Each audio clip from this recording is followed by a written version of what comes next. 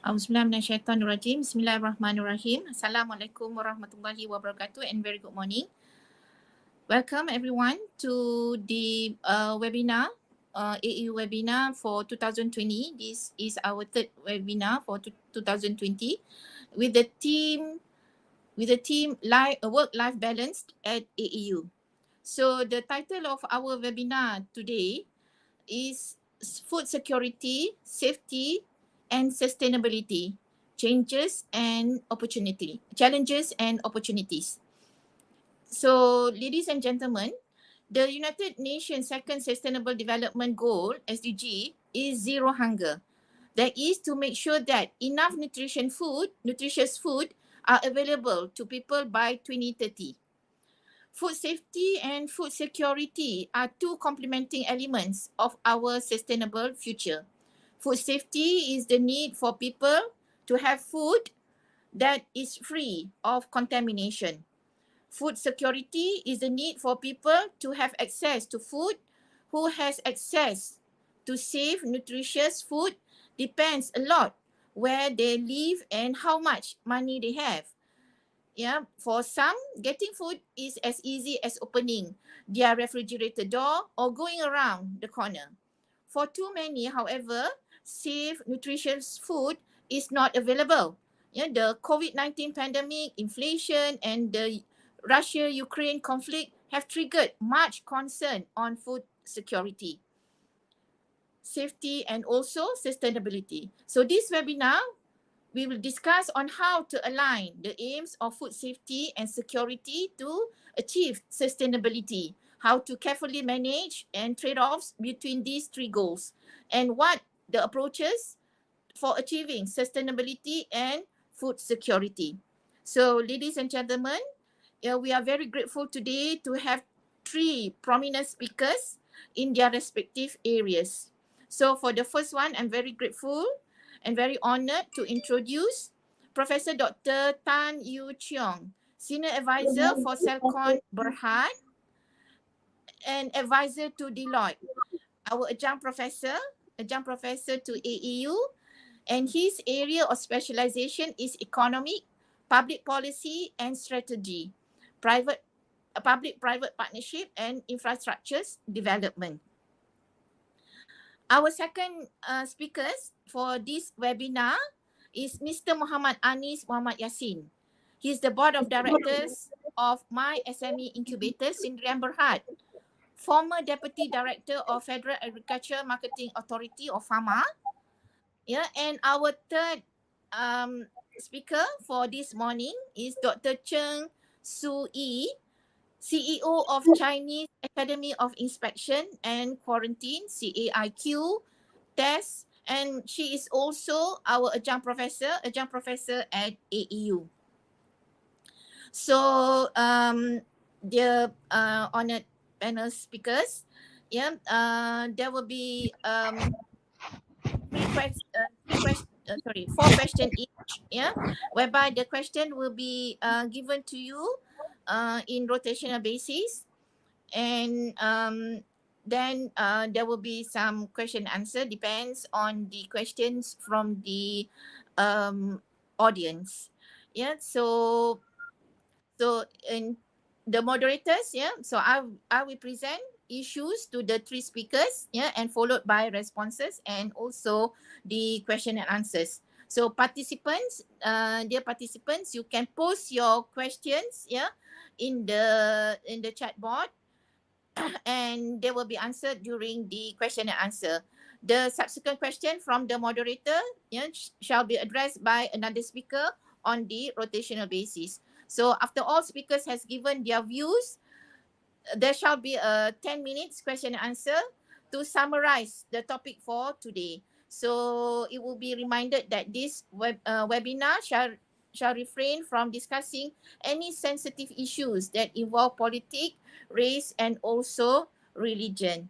Yeah, so without further ado, I would like to pose the first question to Professor Datuk Dr. Tan. Professor Datuk Dr. Tan, the first question, UN sustainable goal number 2, is to end the hunger, to achieve food security and improve nutrition and promote sustainable agriculture by 2030. However, the global pandemic has exacerbated world hunger worldwide. An additional of 70 to 161 million are likely to experience hunger as a result of COVID-19 pandemic. So in 2020, 2.37 billion people are without food or unable to eat healthy, balanced diet on a regular basis.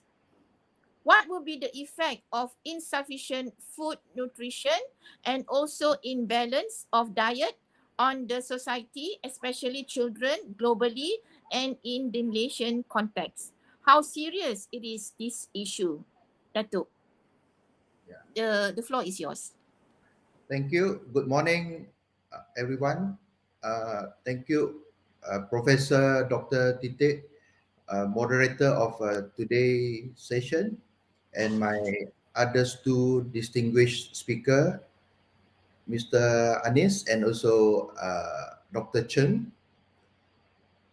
Referring to first questions, before I'd like to, before I address further, I would like to highlight the bigger picture on the SDG Goal 2 on today's topic, end hunger and also achieve food security and improve nutrition.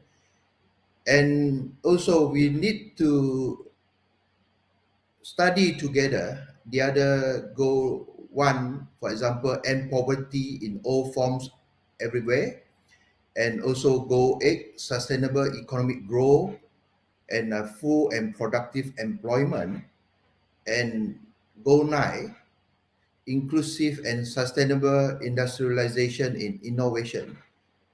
SDG goal 13, take urgent action to combat climate change, and SDG goal 14, conserve ocean, seas and marine resources.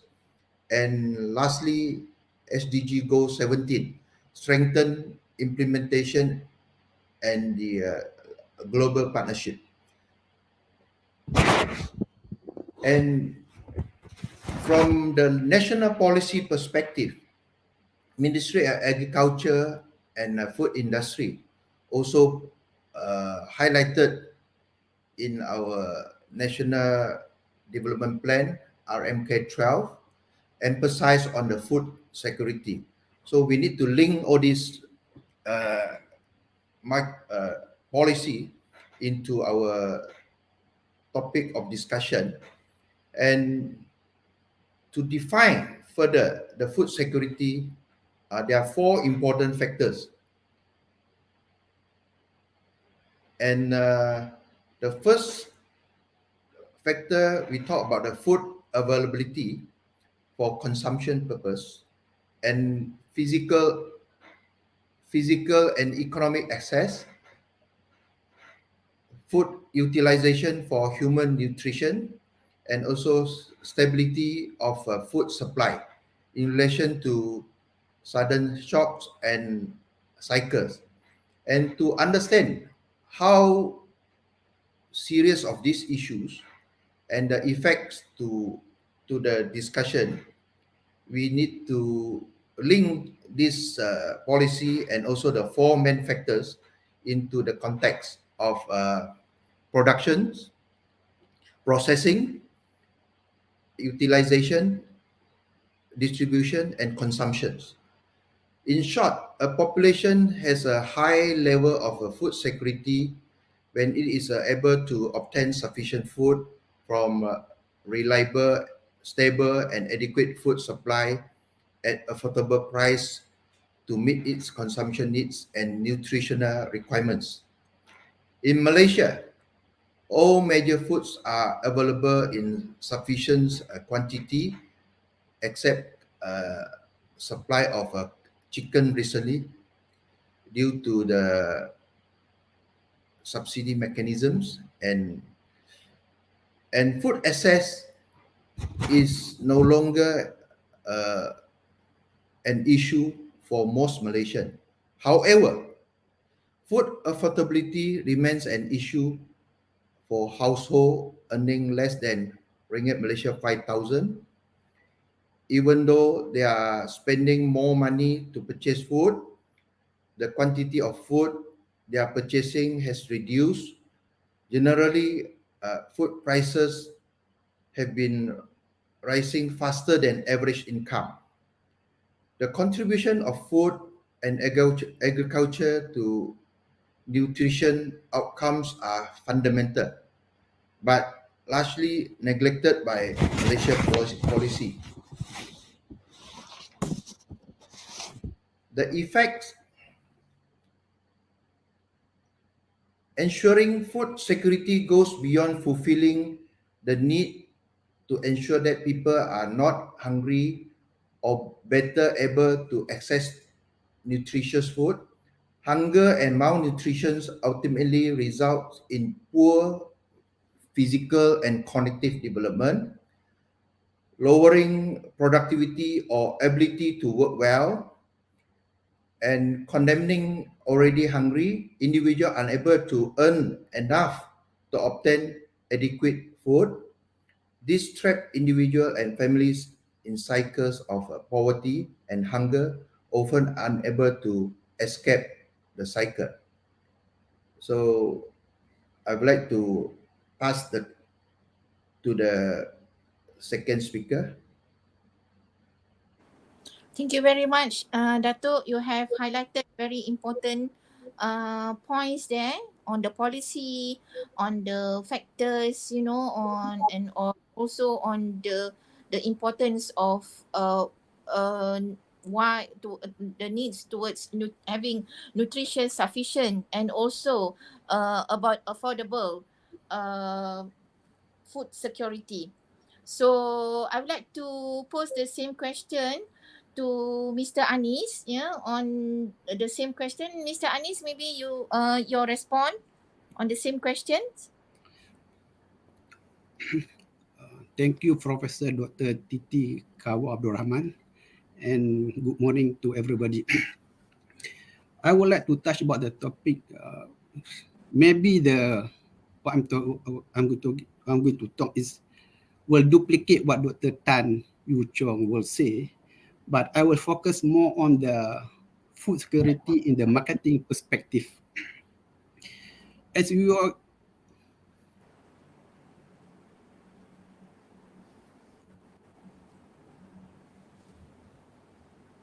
what happened? We can hear you. We can hear you. Okay. As we all can see that food security is a topic of paramount importance lately. As we can see that food security, if we do not manage properly, it can trigger social unrest in a country, as what happened to the Arab Spring, where the food item is the food item bring unrest to the Arab Spring. As we can see that hungry people are angry people, and angry people will cause crazy people. In terms of food security ranking, we can see that the first country in the ranking is Ireland, followed by Austria and UK, while Singapore, even though the city state, is ranking number 15, while Malaysia is number 39. It shows that the infrastructure is very important compared to the production. And the five pillar of food security, I will something that I will talk is maybe duplicate what Tan. The first one is the ability.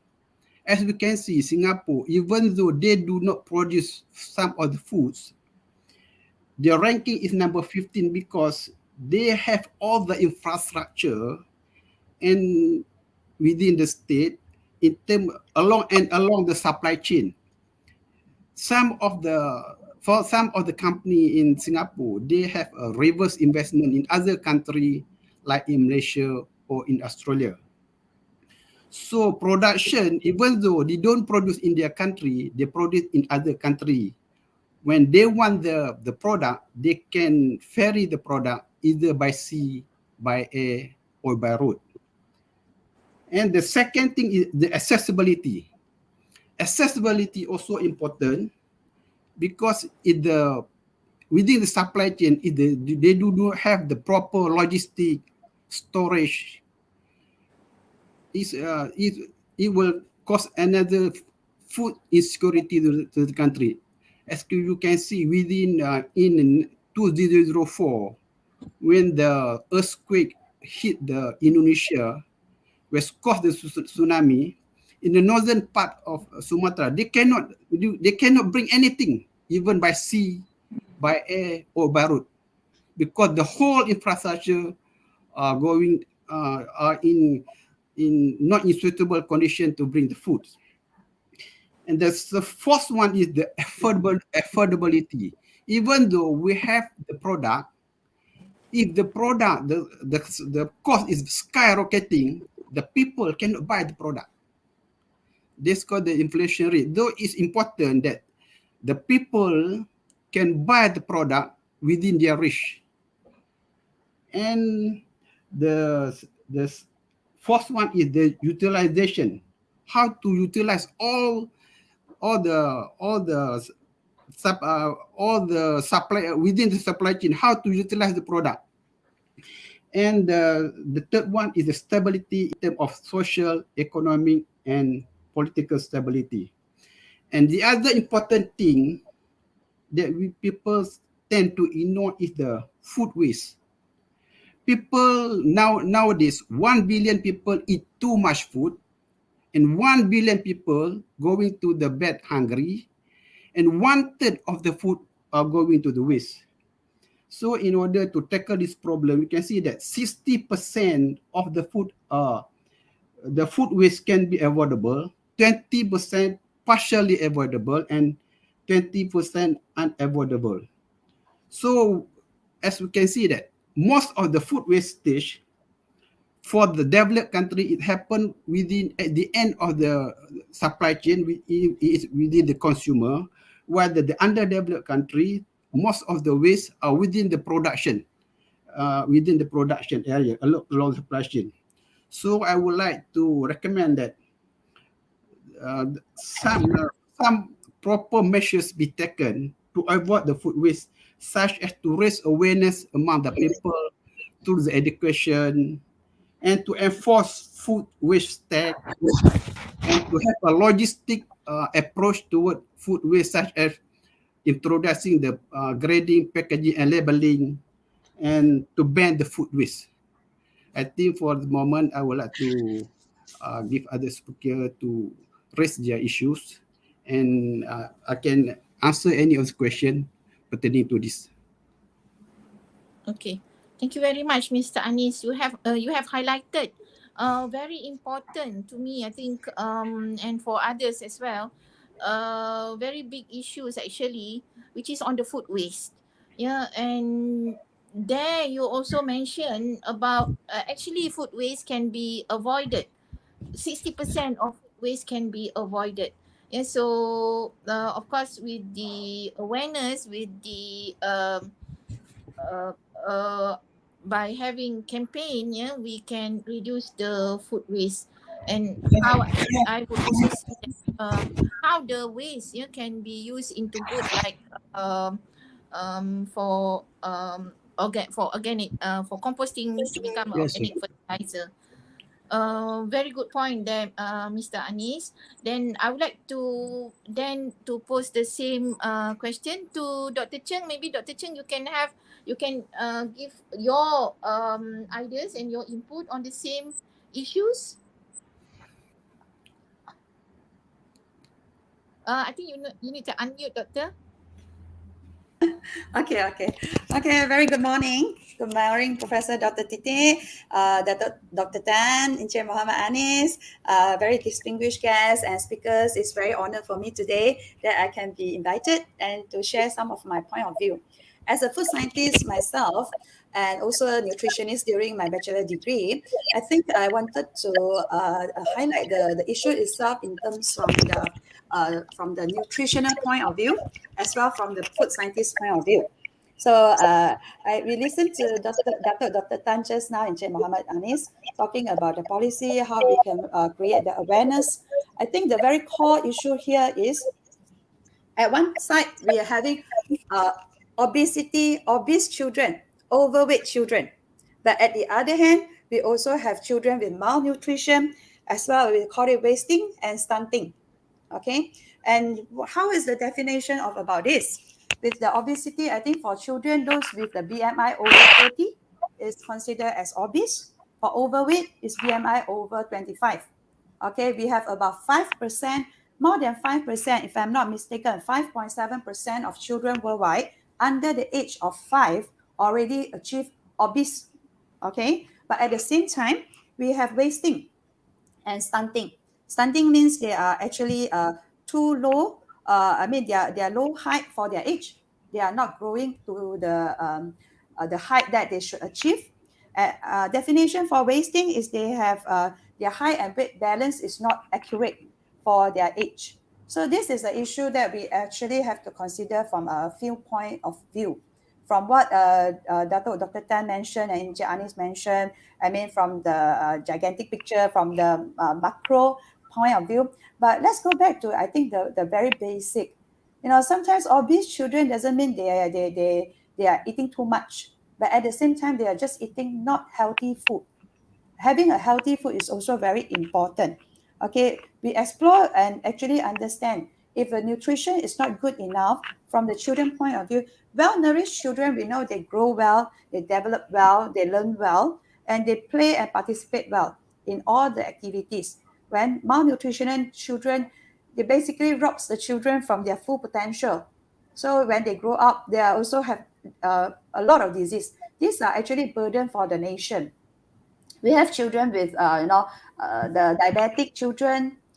We have children with low cognitive responses. They cannot learn well in school. Those are actually burden. So from this point of view, I will say that poor quality of diet is one of the issue, but it also linked to poor maternal health. Sometimes during the pregnancy itself, the mother already cannot provide sufficient food or nutrient to the baby in womb. So these are all due to socio-economic status. And of course, we are talking about the disease now. We are talking about pandemic, not enough food, not enough supply chain itself is affected because of the logistic issue due to movement control. And we notice that this is the time which we are facing a lot of conflict, because in the food industry, myself, I'm in food industry, we can see at one side we have abundance of food actually is cannot be delivered on time. And we are talking about agricultural product that you need to make sure the safety as well as the quality because of the freshness. And on the other side, you don't get enough food. So that is also due to all this pandemic and whatnot. So I would say that this is the cycle itself is having a lot of issue that I think all, not only from the food industry players, but also from the policy makers, the education side, and as core value of the family itself also comes in together. It has to become in hand to settle this problem. So I think this is some of my point of view. Yeah, thank you. Okay.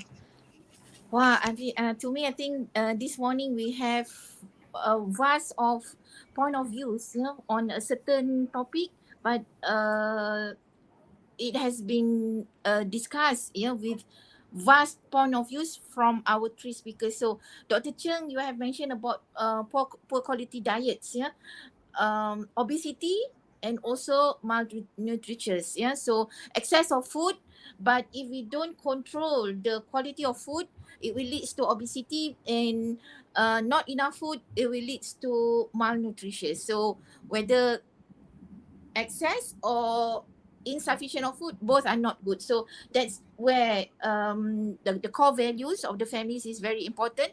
How we value the food, and we need to, of course, all by education, we should be able to choose the right kind of food for our diets. Thank you very much, Dr. Che.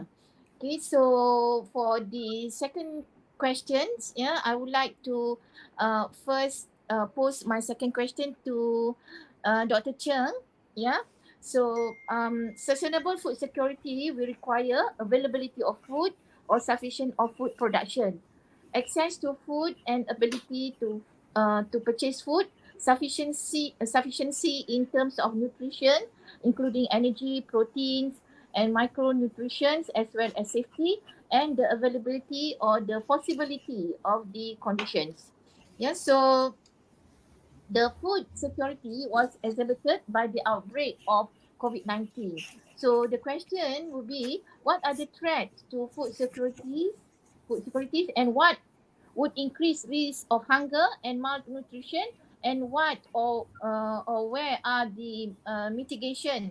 What are the mitigation measures in sustaining the food security, especially for Malaysia? Now, Dr. Cheng, Thank you very can much, Prof. you Tipe. respond? Right. Very good questions, and actually right on time, because this is the time that we are facing all this issue in terms of food security, and the pandemic itself made the issue worse. Okay, as I mentioned earlier, because of the logistic issue and whatnot, the food supply chain is actually very badly affected. We are talking about the increased cost, especially in Malaysia. Let's talk about in Malaysia itself. We actually import quite a lot of food. We import a lot of meat, okay, from Australia, and also but at the same time we export. We export food like aquaculture. Malaysia, we are very blessed. We have a lot of land, so we can grow, okay, a lot of agriculture product. At the same time, we also have coastline. We have a lot of aquaculture product as well. So we export like China. We exported a lot to China in terms of aquaculture.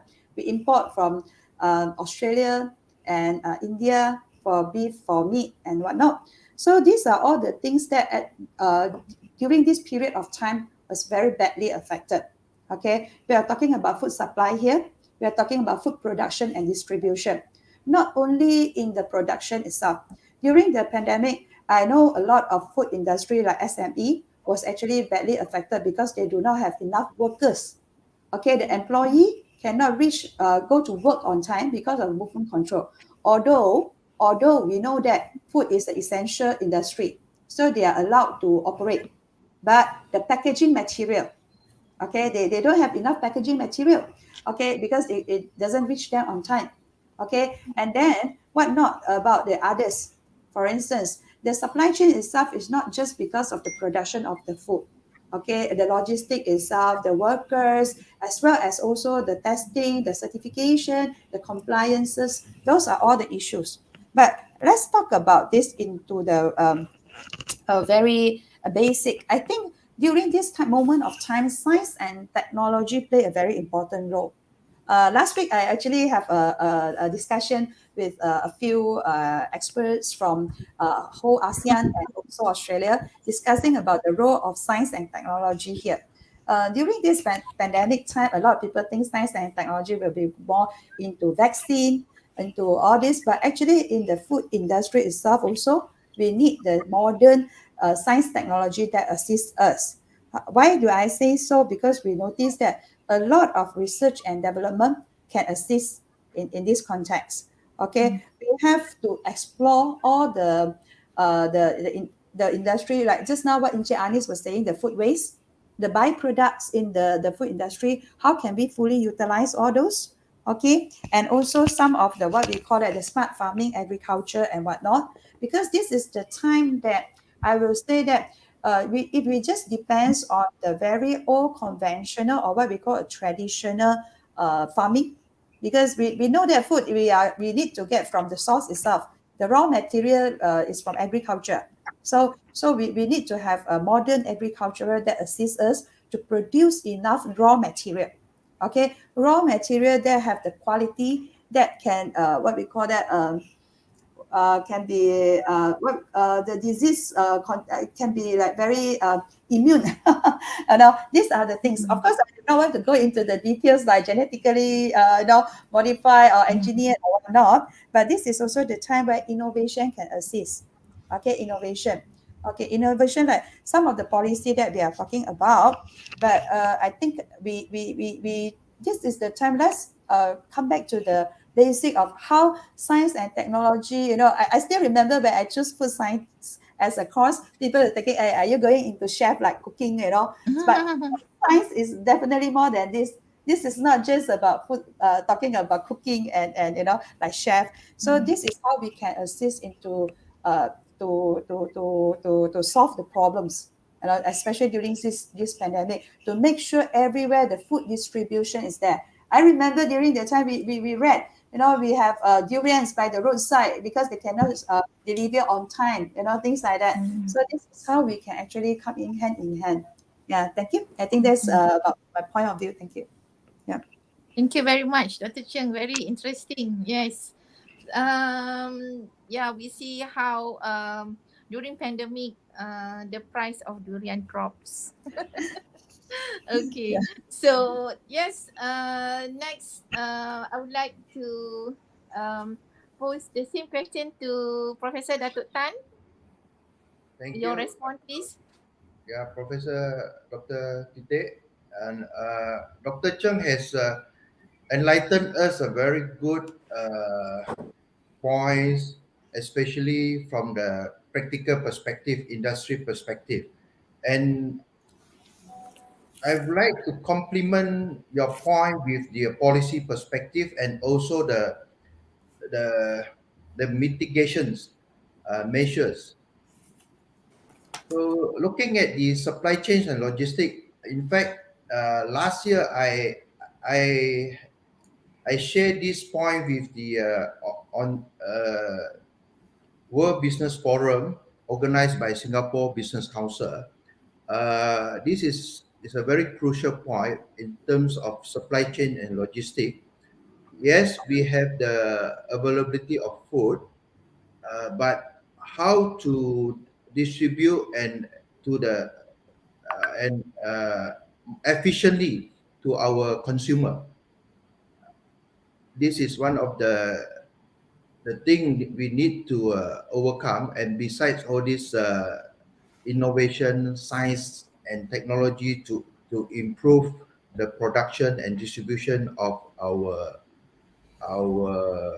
agri-food industry, and looking at the constraint like conflict of war and also the consequences of pandemic, and has have created consequences to us as a consumer and other stakeholder like government, producer, and also the business activity.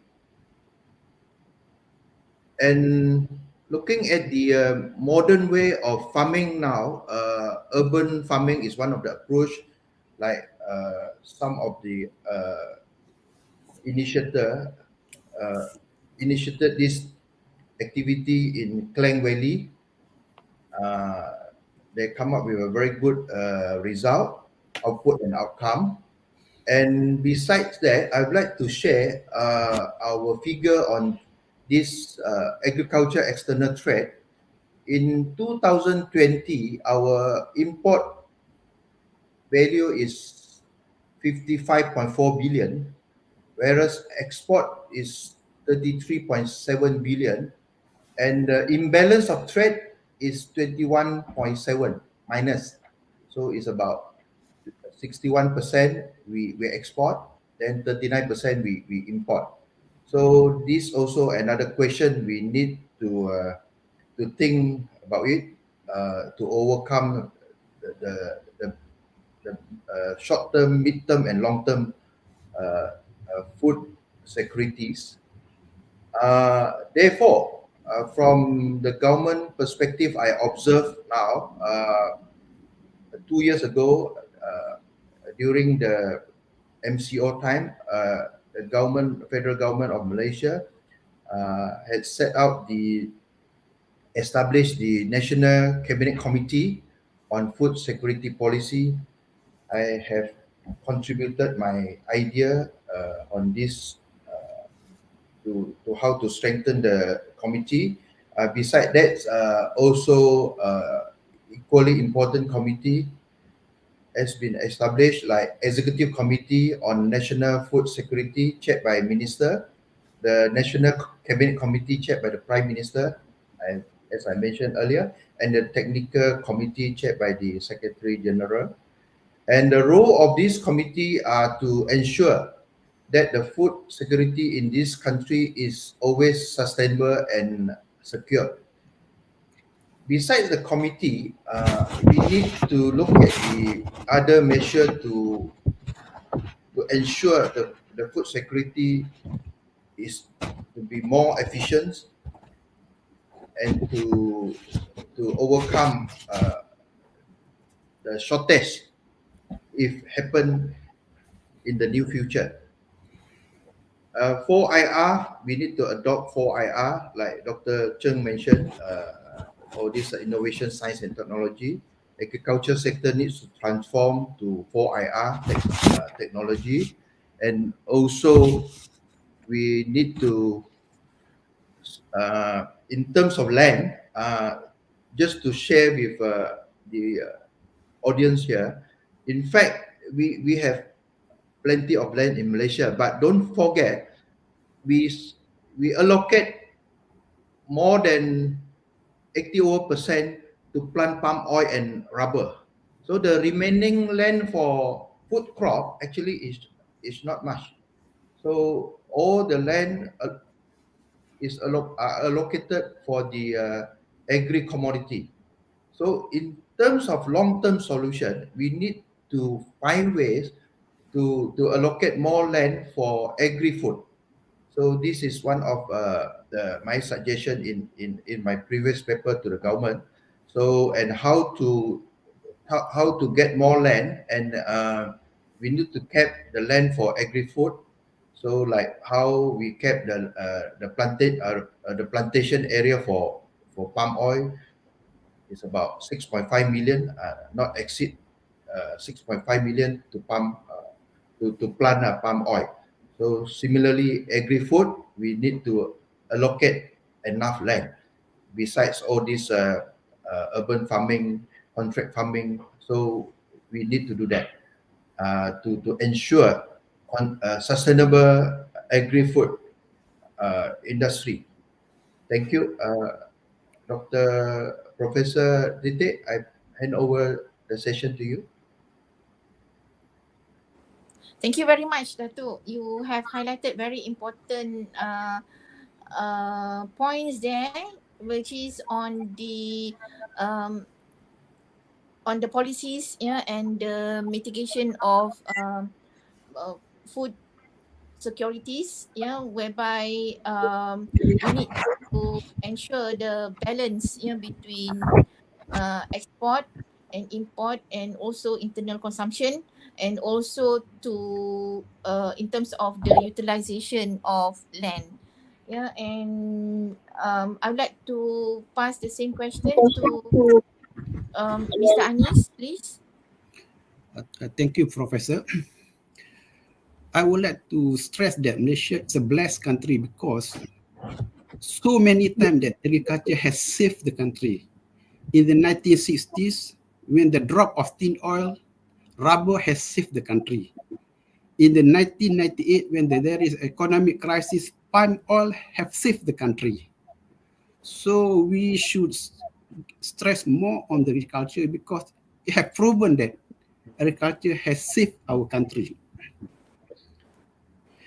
As mentioned by Dr. Tan, there are 8 million hectares of agriculture land.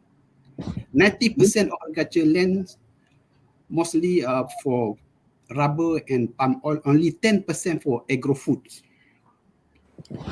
So most of the foods, especially for the animal feed, we imported 6.5 billion.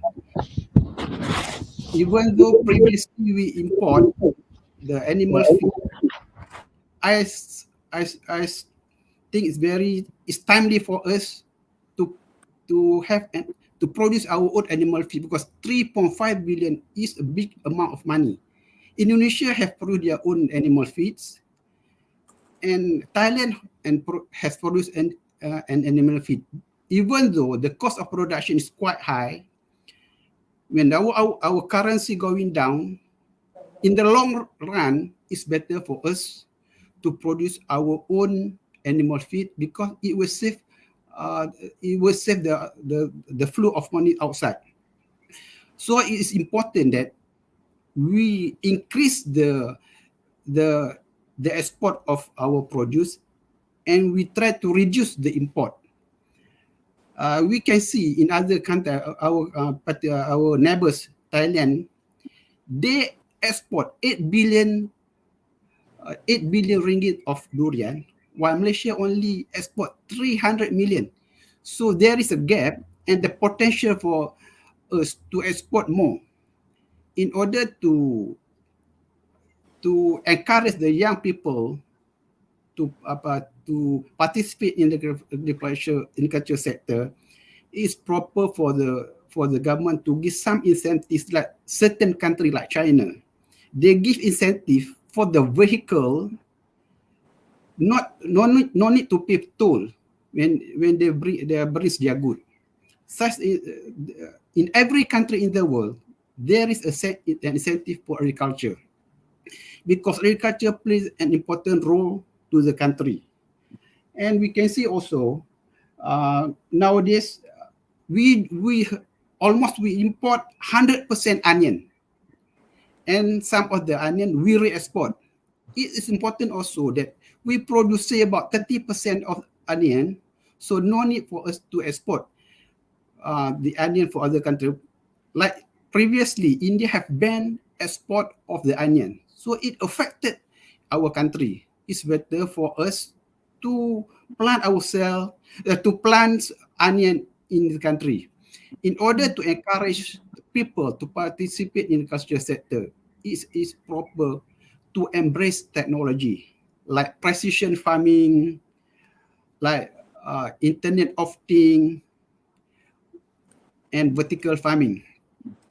There, we should encourage the uh, private sector to participate in high tech technology in the agriculture sector so that we can produce more and we don't no need to import. When there is a pandemic of this uh, COVID-19, it affected all over the country, and the cost of exportation logistic is going up to almost 1,000%. So the cost to import is getting higher. So it's important for us to encourage people in our country to participate in agriculture so that we don't rely too much in other country. Like previously, Indonesia also banned export of palm oil, and other country also do the same thing because they want to protect the people in the country. So it's important for us, even though presently the cost of production is high, it's it's proper to take a first step to plant in our country, say about 30% or 40%, so we don't have to rely 100% to the other country. I think I could what I want to say about now. Okay. Okay, thank you very much, Mr. Anis. You you have remind us about how agriculture actually has saved the countries, yeah, and how small actually the land being utilized for agro food, and very important how why we need to increase export and therefore to reduce import, yeah, and embracing technology is very important, like precision farming, as you have mentioned, IoT, vertical farming, so all these technologies has to be embraced and utilized, yeah, in the agriculture sectors. So uh, dear panels, for this webinar, before I go on to the third questions, I would like to take some questions from the audience, yeah, either from the Facebook or our social media, Facebook and also YouTube. So the first question, I would like to I would like to pose the question to um, okay, I'd like to pose the question to Dr. Tan. Yeah, the first question: how can developing countries add values to their farm produce instead of exporting raw products? I'd like to pose this question to Professor Datuk Dr. Tan.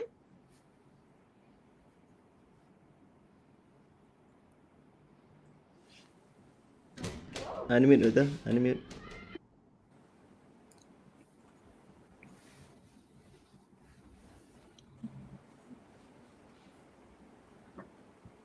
Can you hear me? Yeah. I'm posting the question to Datuk Dr. Tan. How can Yeah. developing countries add values to their farm produce instead of exporting raw products? Yes, this is a very good question, and also actually, Mr. Anis also highlighted this thing, and based on my experience, I I was the secgen of a Ministry of Plantation and Commodities. I'd like to share this model, our agri-commodity model, into agri-food context. So we need to go for more downstream activity rather than just to plant and export raw material. So yes, we need to focus on upstream, and at the same time, the raw material turn into the production processing midstream. But in order to make the things more value added, we need to go more downstream activity, like turn into products, and in line with the customer needs, and also not only the current needs, the future preferences needs. This is very important. We can't produce something uh, uh, not we can't produce something with no demand. So we need to always look at the demand side rather than the supply side. So this is my experience to handle the trade and agri commodities. So I find that over many years, you see, our palm oil and rubber, especially palm oil, we contributed the export earning is more than 100 billion now. Thank you. Thank you very much, Can Datuk. I add, Professor? Yeah. Yes, please. Yes, please. That Mr. Anis.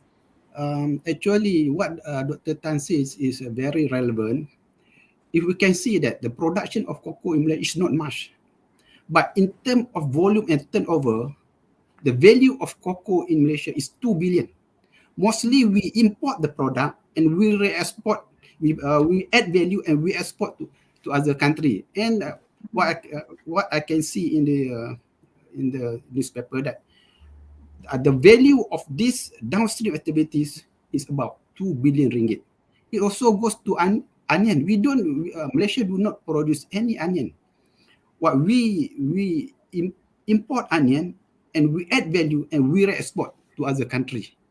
It amount to quite big numbers of export value. Okay, that's very interesting. Very interesting there. You know, whereby we import and then we add values and we export with higher values. Thank you very much. I need to add Yes, please. further the cocoa. The cocoa actually, like Belgium, you see, Belgium is not the cocoa producing Yeah. country, but Yes. they are the, in terms of Best. marketing and branding, they are the one of the best in the world. So Yeah. similarly, Malaysia. So Yeah. I set a target a few years ago. We need to Mhm. achieve 6 billion export earning.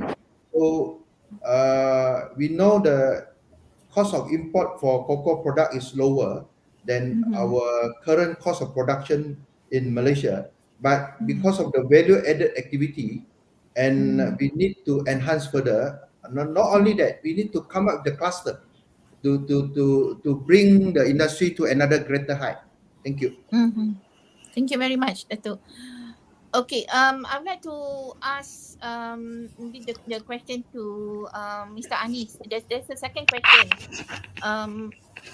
Second question, I would like to pose the question to Mr. Anis, a question from the members of audience. How can developing countries add values to their farm produce instead of exporting raw products? The question, how can developing countries add value to their farm produce instead of exporting raw products? As I mentioned earlier, it is important for us, firstly, to study the consumer behavior of the product, what their needs, and then it is important for us, for any country, to embrace technology. Like the developing nation, they even have the precision farming is for every single trees. So if the developing nation do not have the technology, they have to import and adopt and embrace the technology. I can give you one very interesting product, which is coconut. Malaysia imported 360 million value of coconut. There is one factory in the southern part of Malaysia. They import mostly of the coconut, and they re-export they add value and they re-export, and the amount of of their turnover is about 2 billion ringgit per annum. So it is important to learn the new technology, embrace and adopt the technology, to study the consumer behavior and the marketing aspect of the product.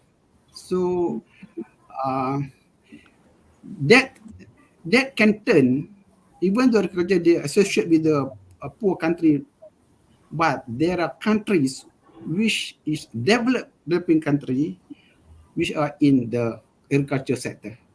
So it's important to embrace technology, to study the consumer behavior of the product and the marketing of the product, which include of branding. Thank you. Okay. Thank you very much, Mr. Anis. Very interesting. Maybe Dr. Cheng, you would like to add to the question? Okay, thank you for the question. I think it's a very good question and it's very valid because like adding value to farm produce instead of exporting products is definitely creating more job opportunities, creating more value to preserve in the country itself. Okay, let's just talk about the example because just now Dr.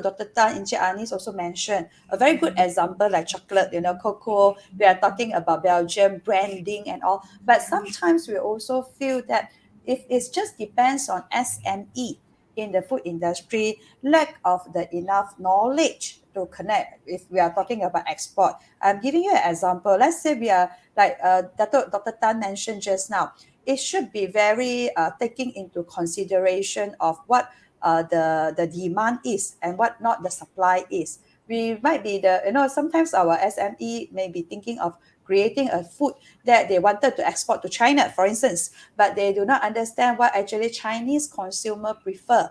I mean, what types of taste, what type of whatnot. So this is where I think various party can comes in together, not just the food industry people. The awareness can come in also from like a good example is like I take the example of the successful PPP, that public-private partnership in China.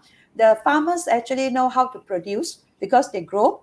So how they assist by providing good, their science and technology, their university researchers provide good breed of the agriculture plants.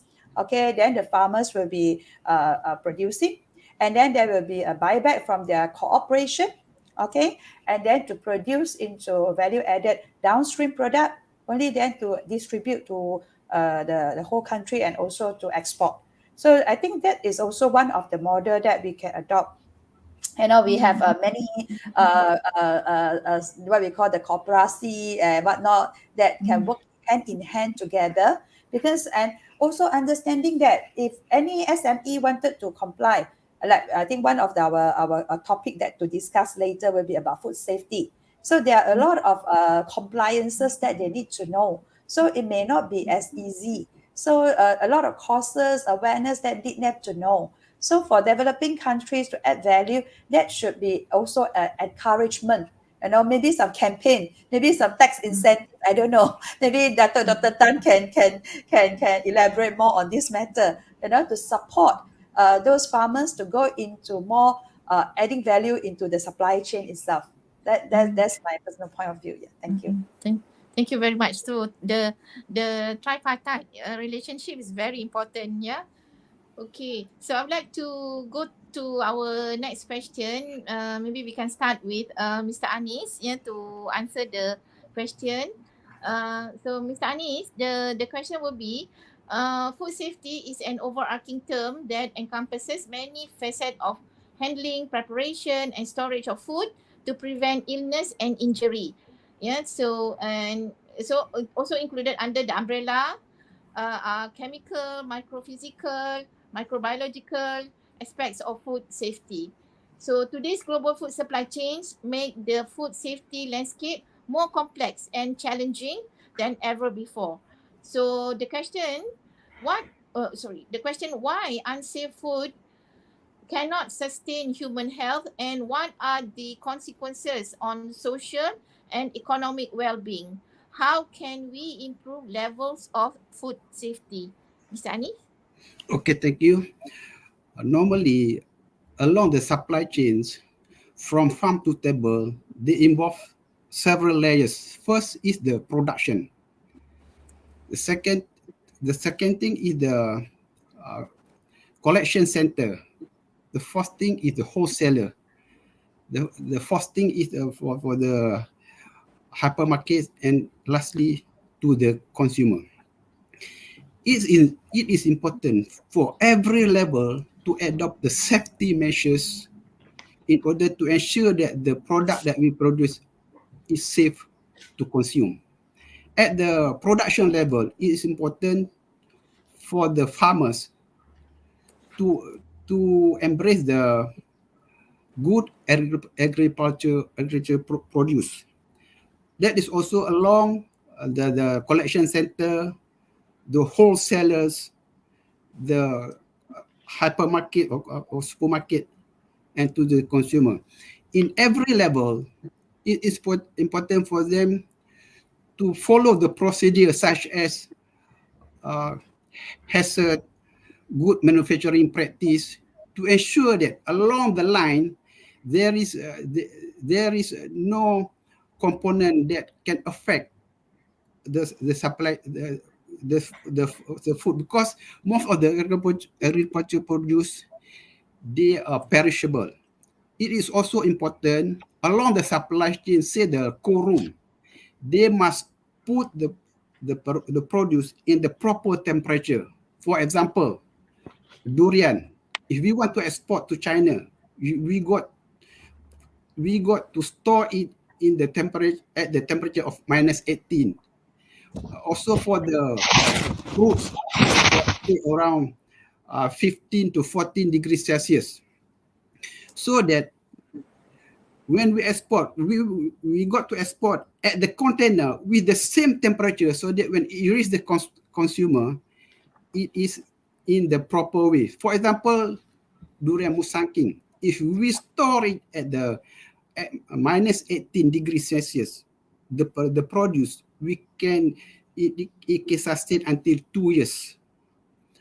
So it is important that all the players along the supply chain must fully understand the importance of food safety along the supply chain.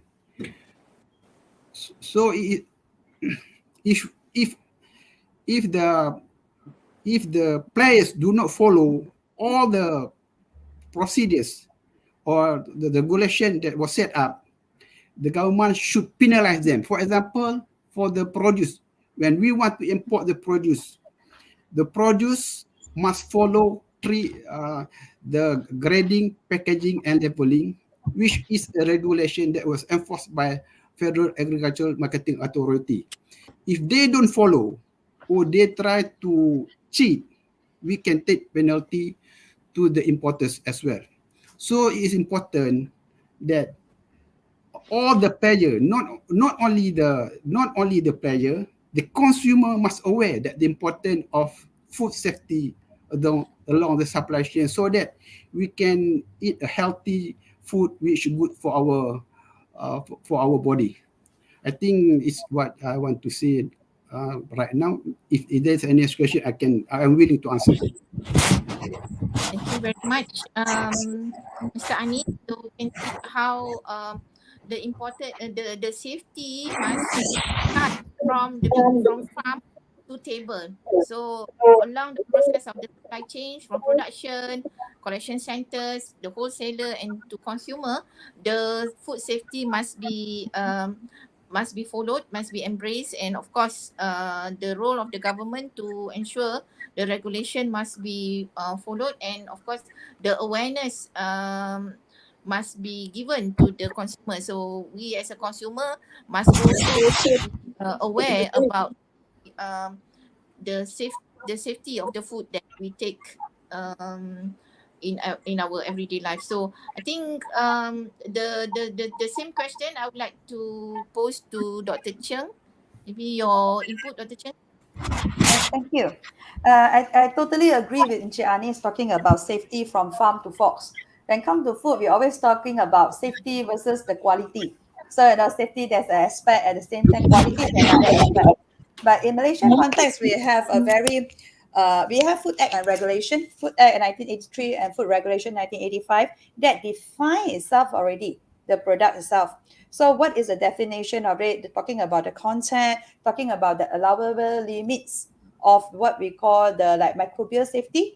Okay, so we have various standards in place to define the food itself. What are the tests need to be carried out? The allowable limits from the heavy metals, the chemical content, talking about the nutritional point of view at the same time with the microbial allowable limits. So in Malaysia, we have many certificates that we need to comply. Like throughout the whole supply chain, like what Encik Anis has been talking about, from the farming itself, we have good agriculture practice, MyGap.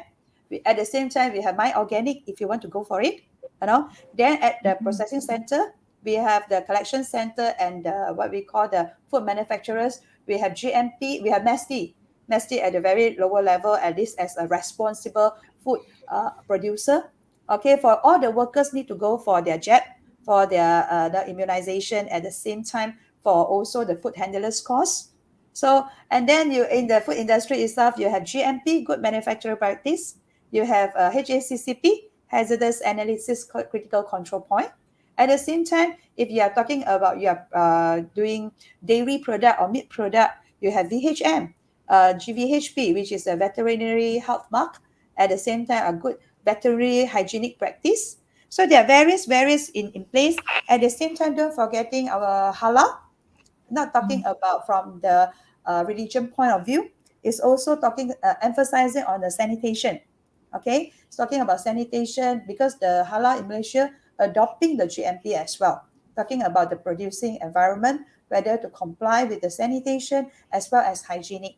Okay, so these are all the compliances in place that for the food manufacturers they need to understand.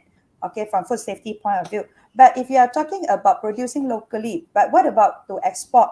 Then you need to understand also for the importing country. Now, I mean, we are talking about from export from Malaysia. We are talking about the importing country. If you are sending your food to Australia, to Japan, to China, what are their import requirements? For instance, with the latest implementation due to this COVID pandemic, there is implementation of all the cold chain product import to China has to be tested the COVID, whether you're positive or negative, and there will be corrective action need to be carried out. Okay, at the same time, emphasizing on the country of origin for the traceability and tracking purpose. Okay, so at least they can immediately identify where this container come from and from which producer. Okay, so the traceability in place, at the same time the tracking in place. So that is also very much depends on the like the what we call the IoT kind of things. We are talking about blockchain nowadays, that you can't actually go and alter the information that you have input accordingly. Okay, a very good example from Malaysia is like a bird nest. We have even RFID in place, whereby we have the bird houses, and then the what we call the processing plant, the processing plant, then the export license, the export permit, and then the import, who is importing, with a small QR code in place. And any consumer can just scan, and all the information will be there. Who is your exporter? Who is the importer? From which farm? Which and what are the certificates obtained? What are the parameters tested? And what are the results from the testing requirement? So with the disease and everything in place, so all the I think the most important thing is the information that they need to get on time.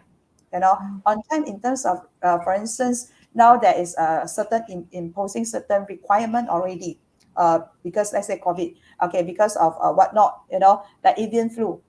For instance, talking about bird nest, because of avian flu, so everybody that export to have to go through a certain heat treatment to and then the test on the avian flu itself. So these are all the things that they need to understand. So, and agri-food is sometimes agricultural product. When you are tested here, sometimes when you reach your destination may not be the same. Like just now Encik Anis mentioned about like the cold chain transportation.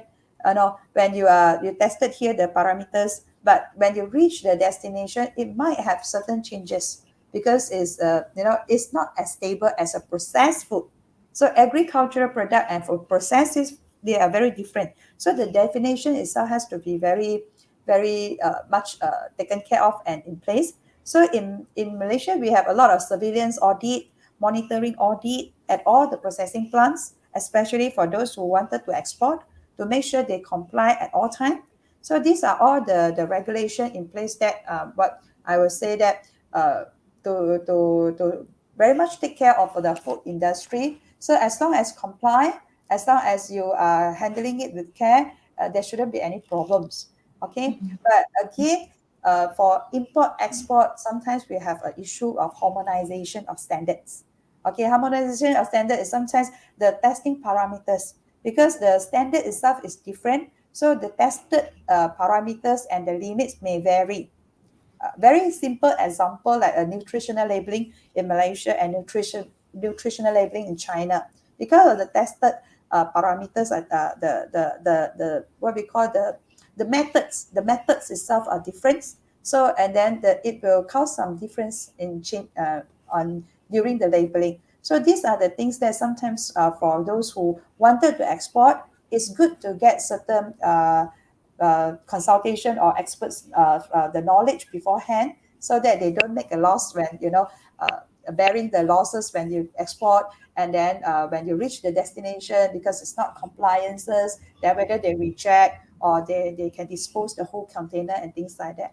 Yeah, so that's my point of view. Thank you. Thank you very much, Dr. Cheng. Okay, I would like to pose the same question to Professor Datuk Dr. Tan.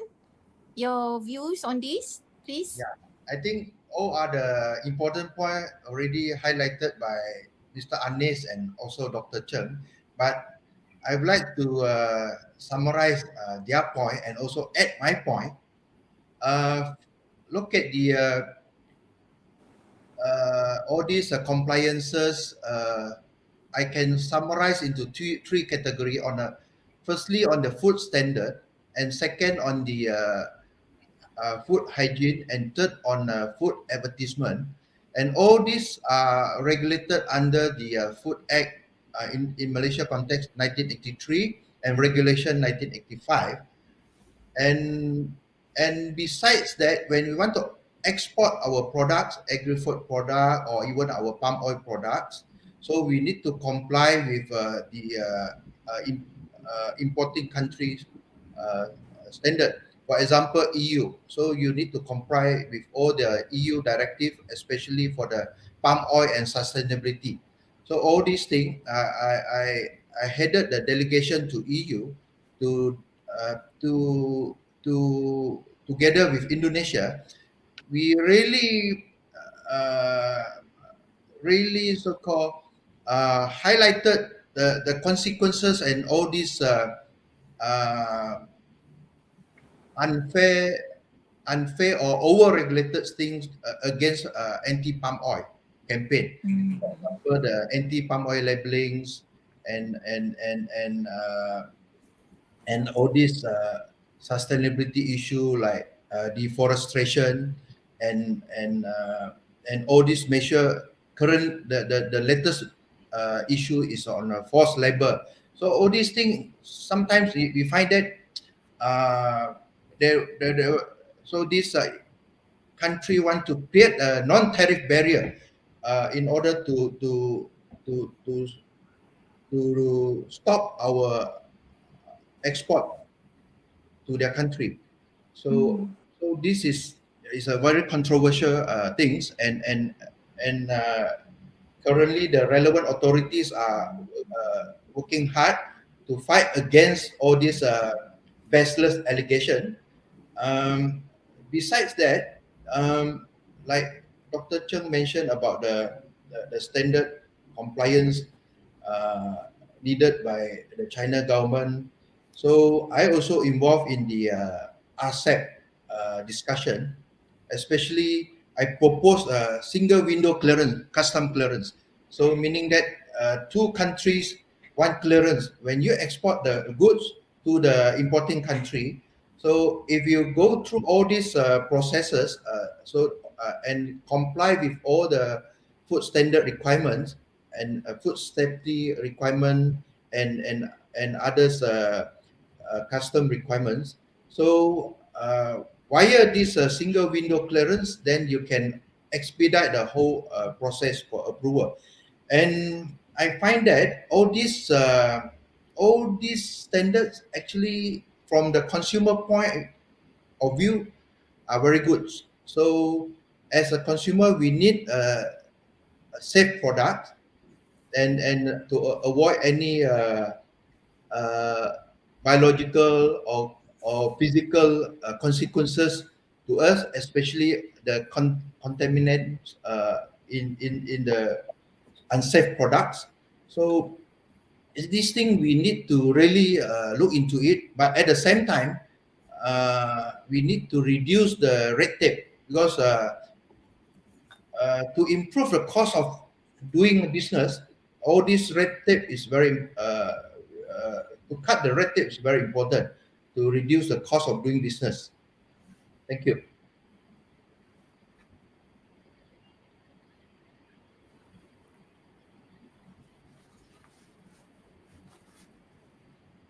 Thank you.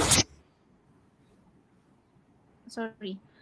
We need to expedite the process and your initiative of having a single window clearance. I think it really helps a lot. So I think the and your point there is very important that we need to reduce the red tape in order to improve the process and improve the quality, actually the quality of the food. Okay, then also we see based on the input from the panel members mentioned about all the good practice, GAP, GMP. Dr. Cheng has mentioned about the importance of immunization, sanitization, and very interesting.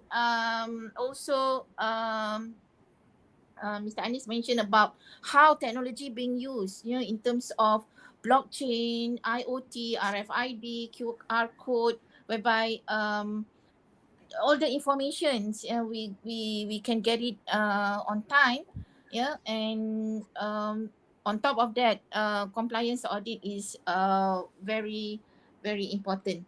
So let me see if there's any.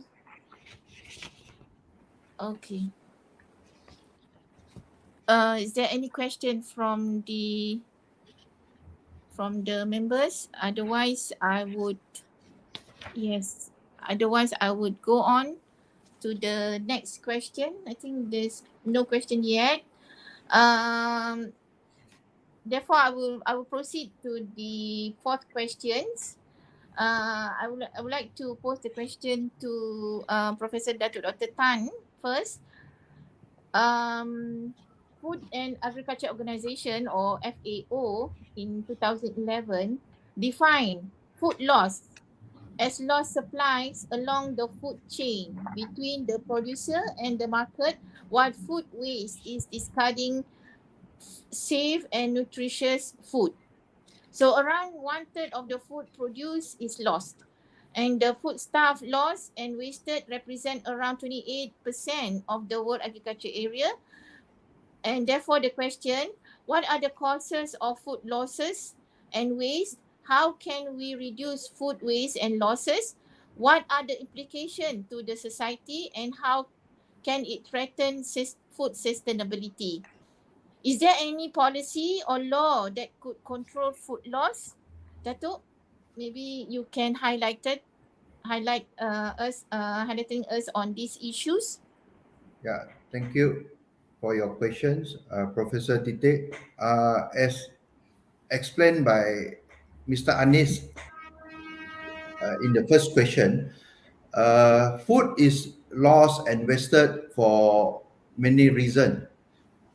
Bad weather due to bad weather, processing problems, overproduction, or unstable market causes food loss long before it arrived in a grocery store, while overbuying, poor planning, and confusion over labels and safety contribute to food waste at store and in homes. So production of food usually lead to increasing food loss and waste. The recent pandemic crisis may further have an effect on these issues. So FAO reported in 2019 about 1.3 billion tons of food loss and waste. And in Malaysia, this Food Ed Foundation reported that produced 15,000 tons of food waste and a day.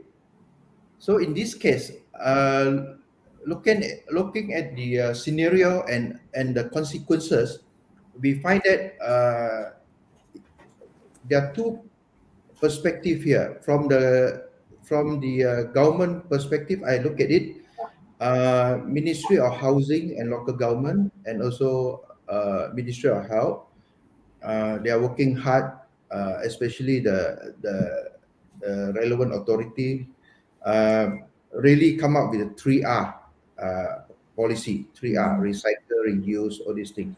So it is a very relevant. And at the same time, DOE also play a very, Department of Environment also play a very significant role to mitigate this issue, food waste and loss issues. But this is a collective effort, not only from the authority. I find that also from the consumer and from all the relevant stakeholder.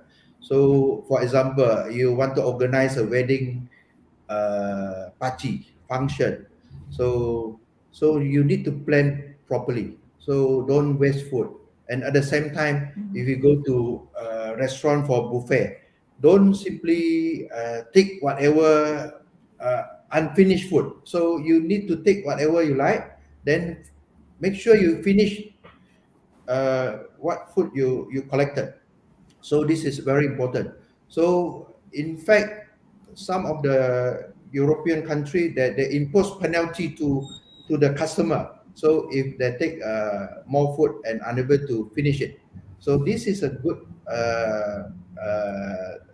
regulation. So I find that if possible, we can regulate in Malaysia.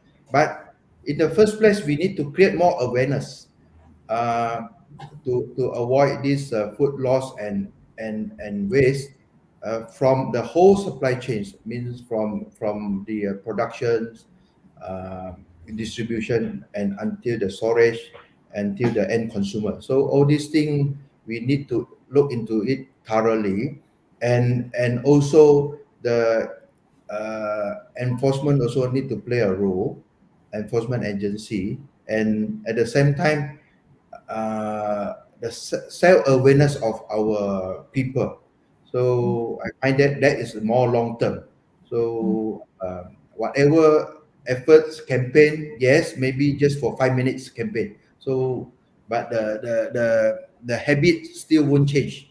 So through this session, I urge all our Malaysian to change so-called this food waste habit. Thank you. Thank you very much, Datuk. So, three main point there. Awareness, regulation, and also enforcement. Yeah. So we see that's really a lot. 15k ton of food waste per day. So yeah. So next for the same question, maybe I'd like to have Mr. Anis your response please on the food loss and food waste. Thank you, Professor.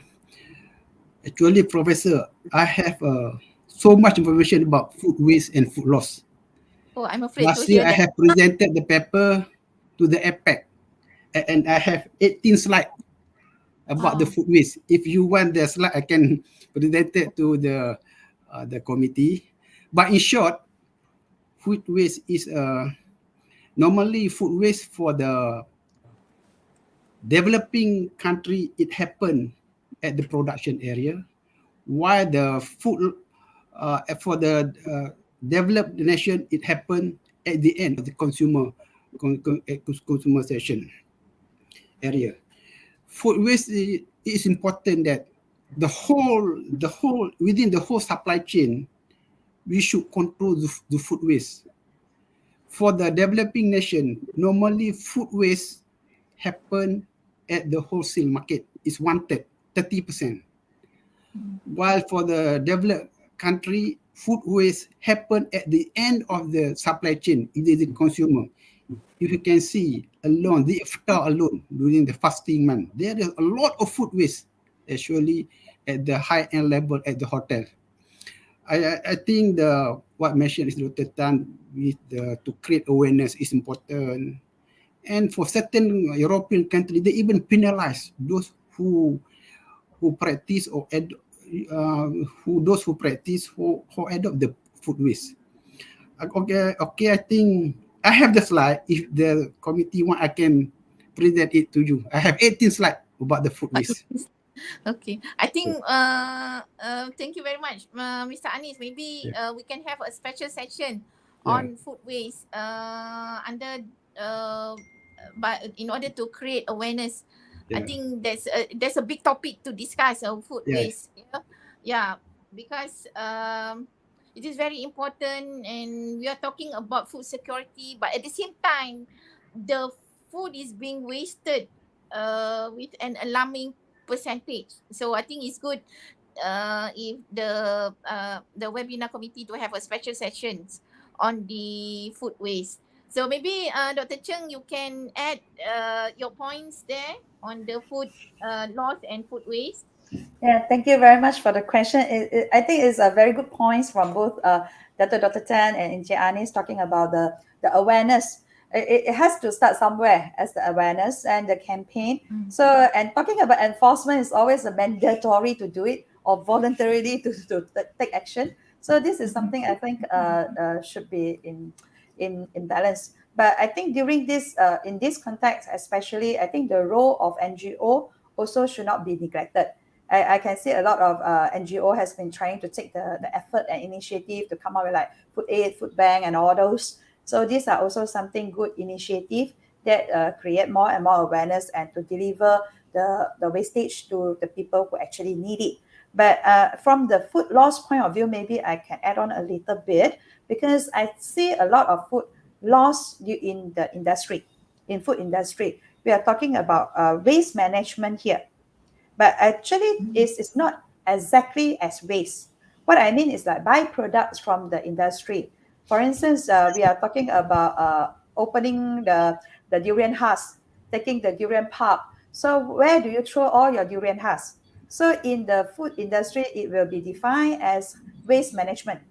How do you dispose your waste? But actually, to me, may not be just waste. How do we turn the waste to wealth? These are all the byproducts that they also have value. Maybe can put into feed or fertilizer or whatnot. And in fact, even you can extract certain compound, even bioactive compound, from all this. So I think the role of science and technology again comes in. So perhaps there will be more research and more, perhaps funding also to support this, where the industry people and also from the research academic can come hand in hand. So there are various industry, various wastage and so-called the byproducts that we can fully utilize. So this is something good. And from the traditional Chinese medicine also believe, I give you a good example. Our shrimp, our prawn is high in cholesterol, but the husk, the skin actually reduce the cholesterol because of the chitosan. So this is where the balance that comes into the picture.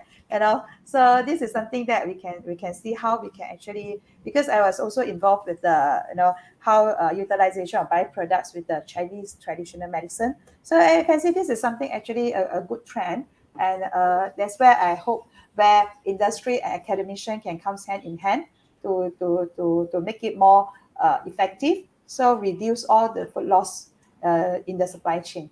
Yeah, that's all from me. Thank you. Thank you. Thank you very much, Dr. Cheng. Very interesting.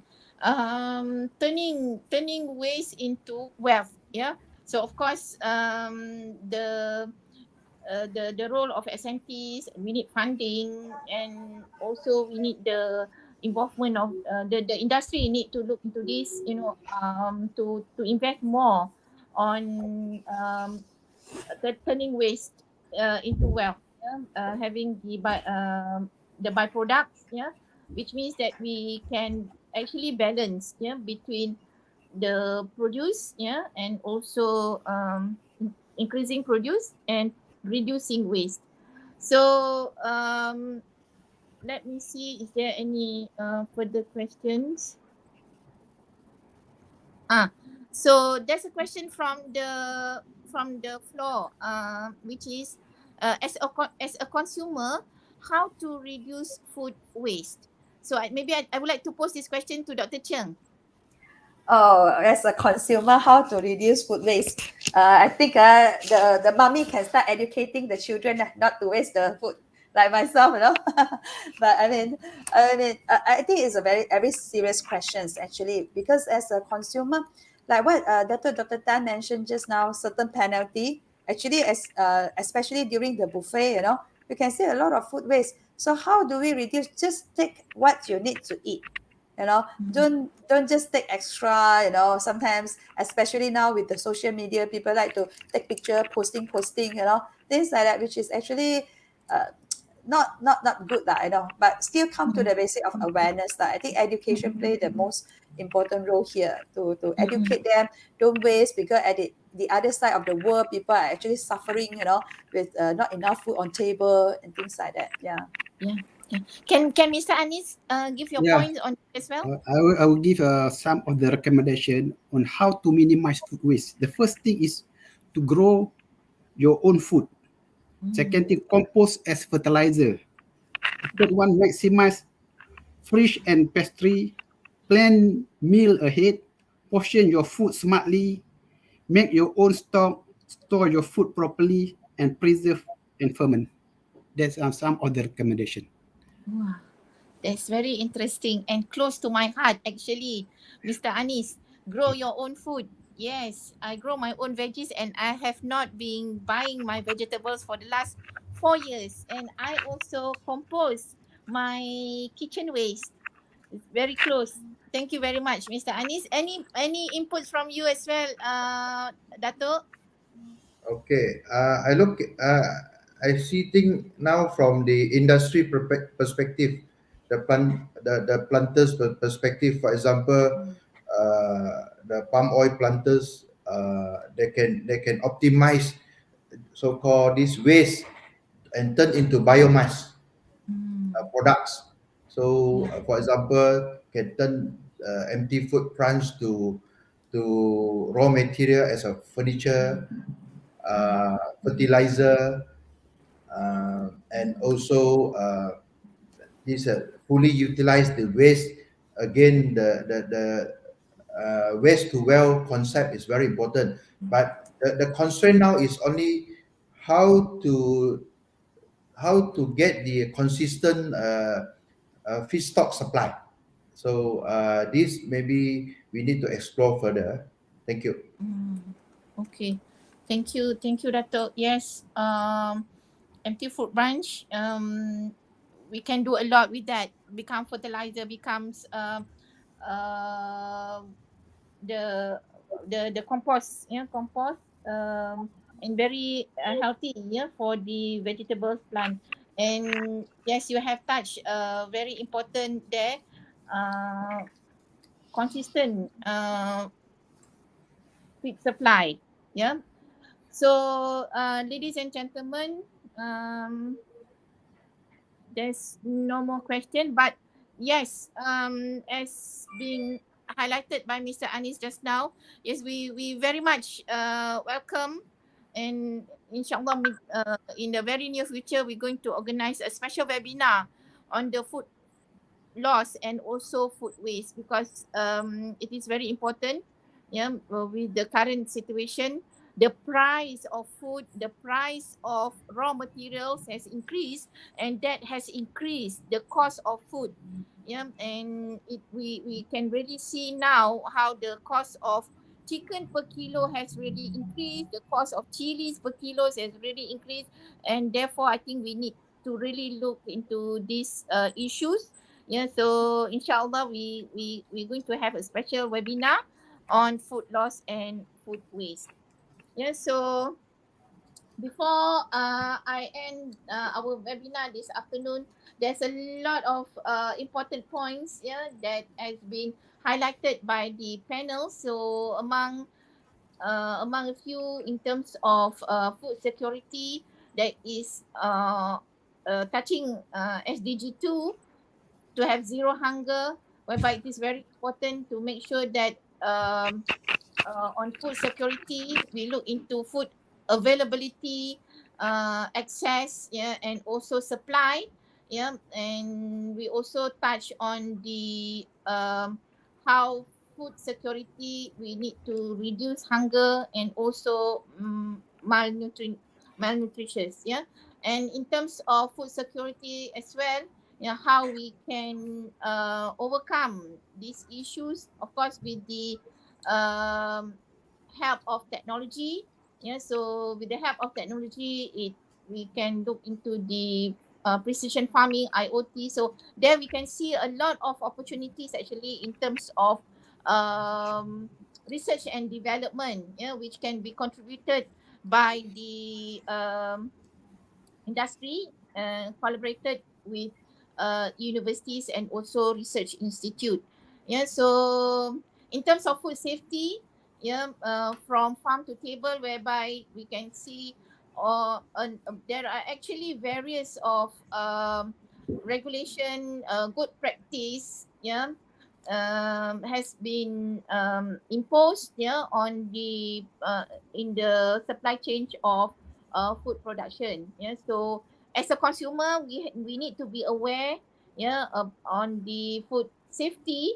Yeah, so we have to know what we eat, and people say that we are portraying what we eat. So our health is actually portraying what we eat. If we take a lot of sugar, a lot of salt, yeah, that will reflected, yeah, in our health.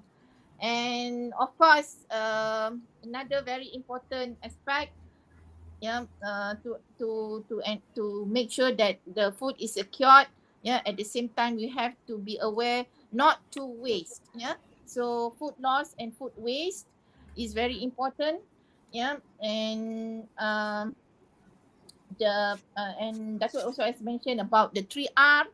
Yeah, we need to educate the community in for 3R, that is to reduce, recycle, and reuse. Yeah, so not only we are taking care, yeah, on about the food security. We also taking care of the environment.